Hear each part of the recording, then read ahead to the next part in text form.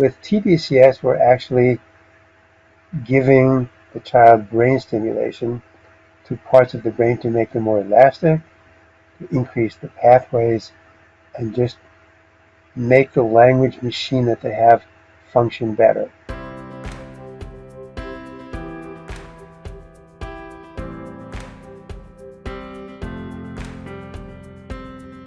After I started brain research in about 2002, plus or minus, and my job in this brain research lab was understanding the brain, understanding how it works, and most importantly, because I'm a language guy, is understanding how the brain controls language.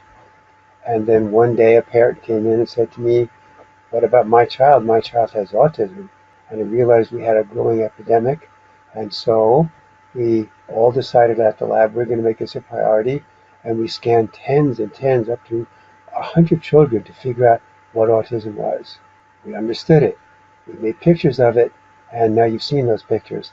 There was a problem in connecting our understanding area, part of the brain, by the ear, to the speech part of the brain by the mouth. Our pictures show there was not a great connection between the two. It was like a broken highway. It just didn't connect. If we could find a way to connect those two areas, understanding and speech, we think we would have a success. And that's what we set out to do. That's how we began.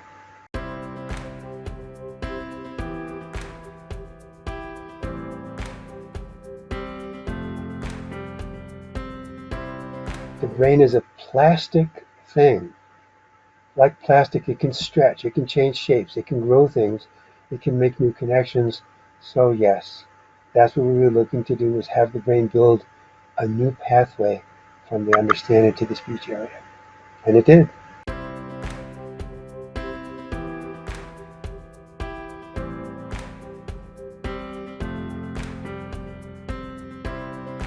No. If I put tDCS on only that, it will do absolutely nothing. Children have gone to sleep overnight during tDCS. Nothing happens.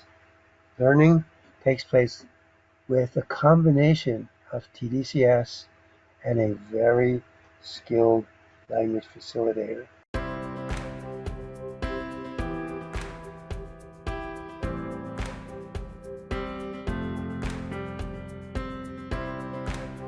Even epilepsy, convulsive disorder, would stop me from doing tDCS, because tDCS is currently being used to abort, to stop seizure activity. So whatever they have, we still need to get language out. Of most important to us are, well, do they have any brain issues that we should know about? If they have a brain tumor, that might disqualify them. If they've had certain types of surgery, that might disqualify them. Or, equally important, if they have brains that are funny shaped, too small, too long, too square. But those are the things, at least from a brain point of view, that would stop.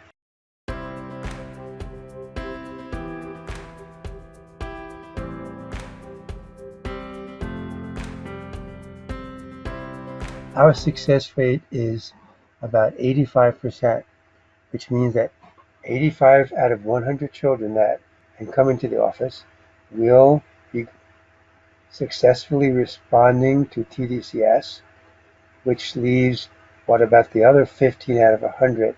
If your child has many psychological problems, that might interfere with it. And unfortunately, there are probably 5 out of 100 children who may not be able to be helped.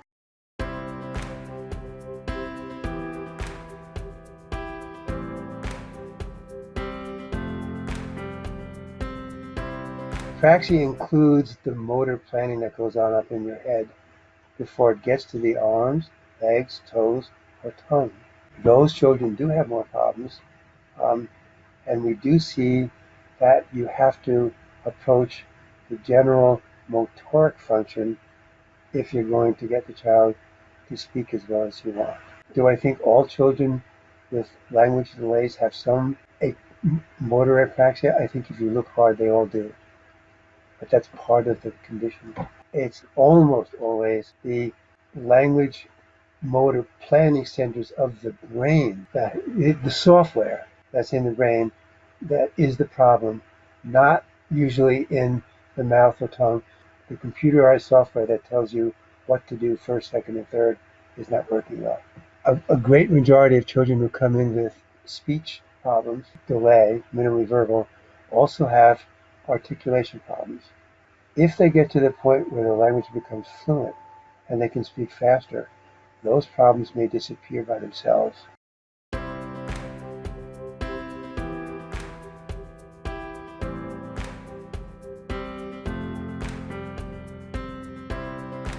The children that do the best are the ones who try to talk and will continue to try until he's successful. That's what we look for. Even that counts as trying. So if the child tries, good chance the child will succeed.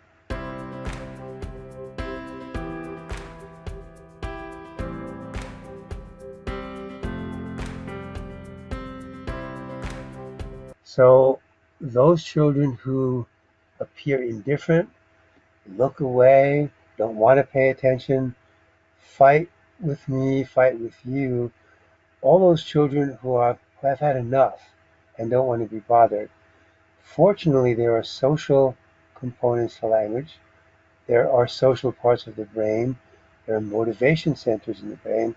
And tDCS has been able to stimulate those parts of the brain to, well, let's increase the happy degree. Let's increase the motivational degree. And those children who have become indifferent through whatever reason may and probably will, with a few sessions, have their brain stimulated and be more gung-ho, motivated, and happy just from the stimulation.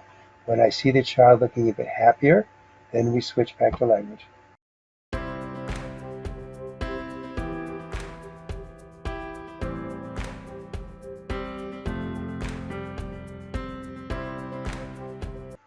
The thing that's so important about movement is, and here's a brain thing, movement or moving around is connected in very sophisticated ways to language. There are special connections between the movement area and the language area. And I don't mean just the parts of the brain that move your arm and your legs, also move your tongue and your mouth. That's true. They have to move and coordinate all of those things. But there are also very subtle, deep connections that when you move around, you have to speak. Anybody that's been on a roller coaster, do a lot of sports where I might fall to the ground a lot, moving and talking go together. One generates the other. So if your child is moving around, don't stop it. That's when you often get the most speech out of a child. A lot of it's spontaneous, and you can get more from walking, going down the slide, going on a seesaw, going on the swing, than you can from sitting down at a desk. So that's what I say. If your child's a mover, that is the best thing that could happen. You just have to learn how to funnel it.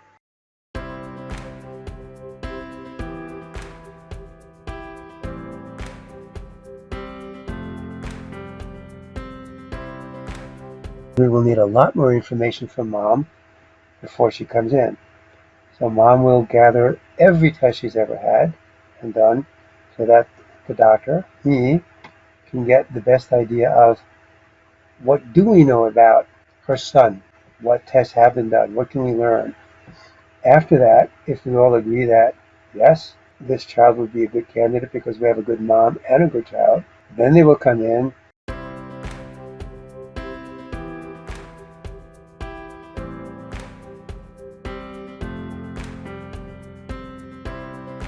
So I'm going to let you talk about your child however you want to talk about your child. So once I get all this information and we have an idea what to do, I like to begin tDCS on the first day. They can expect to spend anywhere between an hour and a half and 2 hours.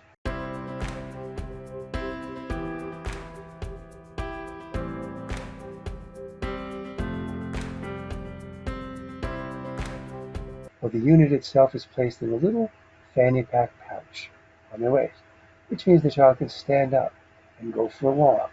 And they do, with mom, with dad holding his hands.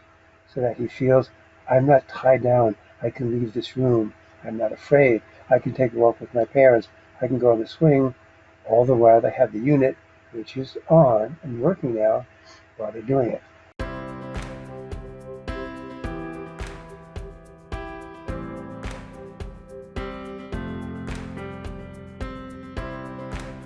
I'm going to say that the majority of kids don't like the device to some degree. It's not because it hurts. It does not hurt. Sometimes the headband and the sponges that we put tickle a little bit, and so children might scratch the area, but it doesn't hurt. A great majority of kids hate wearing hats or anything on their head, especially if they've had EEG or any other studies. But what we have found is, given what we do, the part of the brain that I'm stimulating is the happy area, the motivational area, the sedation area, tranquilizing area, relaxing area. So after walking and letting out some energy, almost all of them certainly resist less. So that's how it usually works. By the time the child leaves, they go, wow, wasn't as bad as I thought it was. Some children may still fight it a little bit, but by the next session, they're good to go. I want you to go home and practice wearing a headband. I don't want you to practice taking 2 wet sponges. Practice, so that when the child comes, they'll be used to a headband with these wet sponges.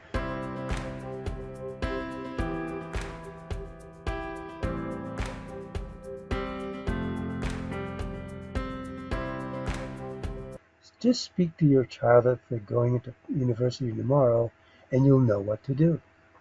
I tell almost all parents, buy your child a t-shirt that says Harvard University on it, and that's how you must talk to them. Like they're going to university tomorrow. No more baby talk.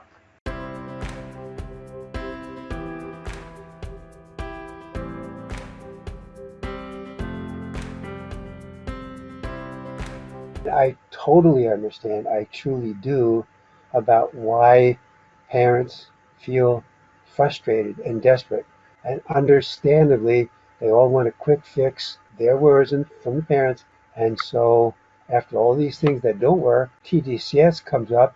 And again, like many things and many supplements they take, they want it to work overnight. And they want to take it home and use it. But it doesn't work that way. It's not a quick fix.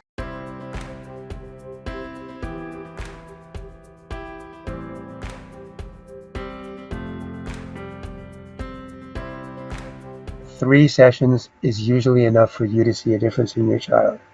And you will probably see something that you can notice at the end of the first session. Awareness will increase, light bulbs will go on, as mothers like to say, and by the third session, you will notice him or her attempting to, trying to speak.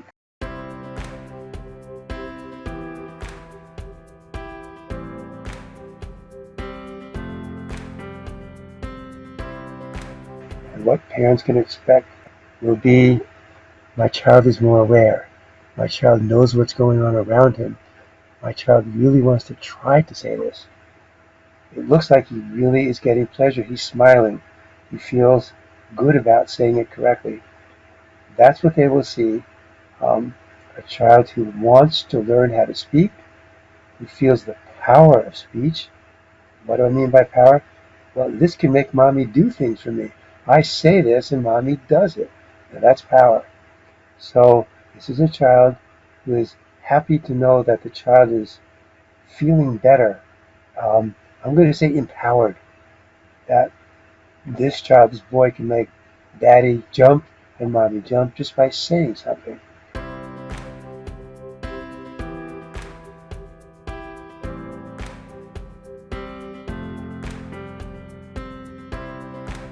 It is necessary to work with Dr. Harry to see the optimum tDCS effect, and this cannot be taught to you without coming in.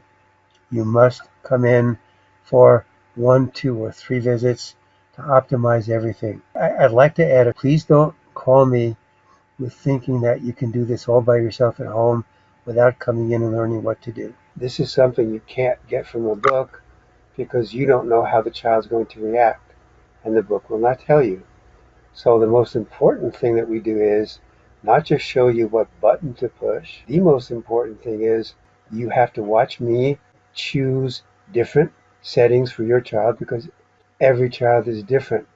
The only thing they have in common is they have trouble with language in some way. So for your child, you and I have to figure out where to place these electrodes on your child's scalp, which means what part of the brain are we going to be stimulating. The most important thing is where to place the electrodes and what we're expecting to see based on your child. Some children need help with pronunciation or articulation or what you call apraxia. It doesn't come out fast enough. Some children can understand more than others, some less. But invariably, most children don't quite speak the way they should at their age.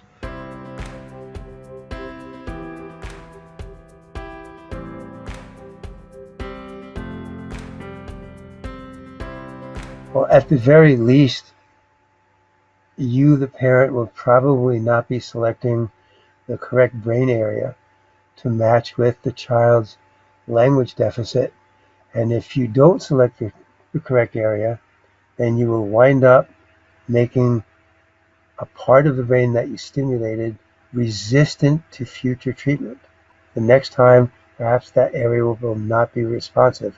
So you keep eliminating areas just by doing it wrong.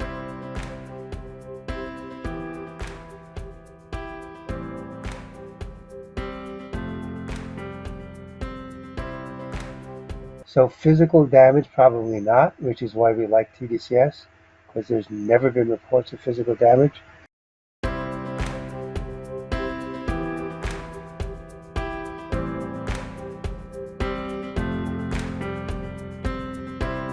If you're here today to learn about what you need to do to become a tDCS parent, you will have to become experts in language and the brain, or the brain and language, however you want to work it.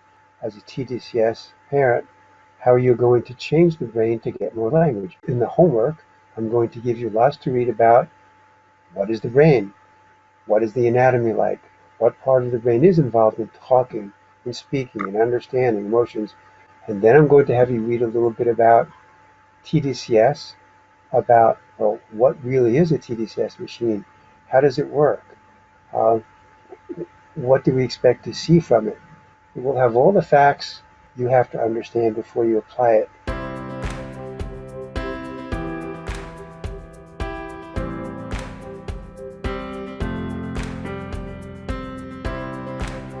Yes, I can teach you how to do it yourself after you've come to the office where I am at least once, most probably twice, where the teaching and learning take place. I can train you how to use tDCS, how to understand how it works, and most importantly, how to apply it, when to apply it, and where to apply it after you've come here and worked with me, so we can find out the most important answer to the most important part of the question is, where on your child's head do I place this device so it will work? And that must be done in person, because we both have to see what kind of reaction we get from your child.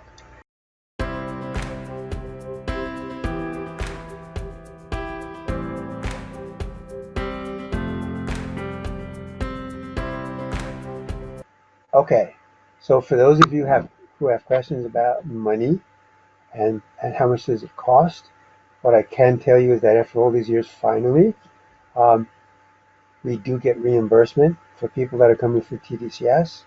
The reimbursement is because I am a physician, and so you're seeing me as a patient, or your child is seeing me as a patient. And yes, there is reimbursement, similar to what you would get if you saw a pediatrician or a medical doctor for any particular problem. So there will be a certain amount of reimbursement from that, and that amount and what it covers and how the process is done, the office staff will explain to you how it works. But yes, everybody gets reimbursed to some degree. For those that get nothing, which is not common, the office staff will work out a prorated plan or something that will hopefully allow you to participate.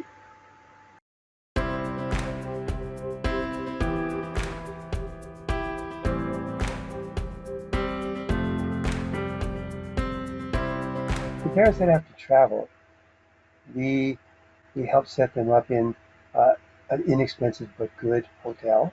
They come Friday, Saturday, Sunday, Monday, whatever 3 days work.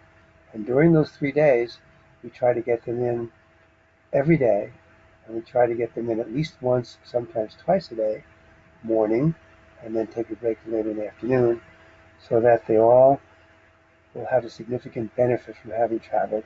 While they're in the office, that is dedicated time for the intervention. And certainly if they're going to go back to the hotel that they're at, let's say the parents go swimming with the child, the parents are expected to practice everything that we've done while they're in this hotel setting. That said, I want them to go down and see the Statue of Liberty and take the sights in. The child might love it, and it's a different venue, different opportunity to see the sights, whatever makes their trip the happiest.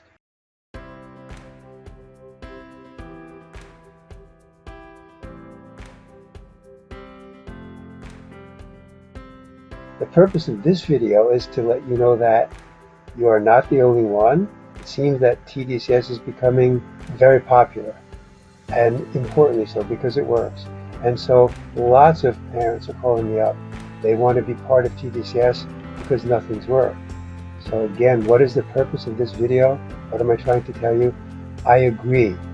I want parents to learn how to do it themselves if they've done their homework and if they come here to the office so they can see what effect tDCS has on their child. So that's what I'm here to tell you. Come and learn and do it right.